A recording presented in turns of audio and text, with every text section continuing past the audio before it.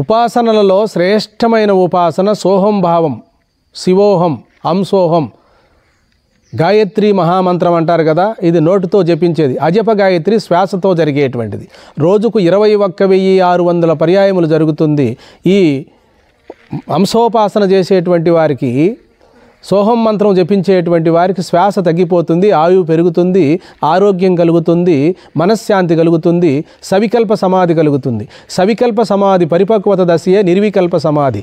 నిష్కామంగా ఆచరించినటువంటి వారికి ముక్తి కూడా కలుగుతుంది. ముక్తి కర్తలామలకం అవుతుంది. కాబట్టి మన మహర్షులు కూడా చాలా కాలంగా ఈ ఉపాసనలు చెప్పారు. కానీ ఈ ఉపాసనలో శ్రేష్టమైన ఉపాసన ఎక్కువగా మనకు హంసోపాసనే ఎక్కువ చెప్పారు. హంసను పైకి నడిపించి సహస్రారము ద్వారా ప్రాణాన్ని వదిలినటువంటి వారికి క్రమముక్తి కలుగుతుంది. అటువంటి వారు జన్మకు రారు అని చెప్పి మన పల్లెల్లో కానీ గ్రామీణ ప్రాంతాల్లో ఈ బ్రహ్మరంధ్రం గుండా వెళ్ళినటువంటి వారికి ఎంతో పూజ్యత కలదు. వారిని మహాత్ములుగాను, పుణ్యాత్ములుగాను, యోగ పురుషులుగాను మనము కొనియాడుతున్నాము. దీనికి సాదృశ్యము సనారి విశ్వేశ్వర స్వామి ఆ యొక్క దశమద్వారం గుండా ఉత్తరాయణ పుణ్యకాలంలో మరి శాస్త్రాలు చెప్పినట్టు శరీరాన్ని వదిలేశాడు.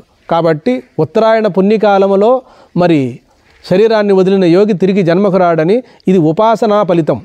క్రమముక్తి కలుగుతుంది. ఇక సద్యోముక్తి అలా కాదు. ఆత్మానాత్మ విచారణ చేసుకొని ఇప్పుడే ఇక్కడే జీవించి ఉండగానే జీవన్ముక్తి స్వరూపుడవుతాడు.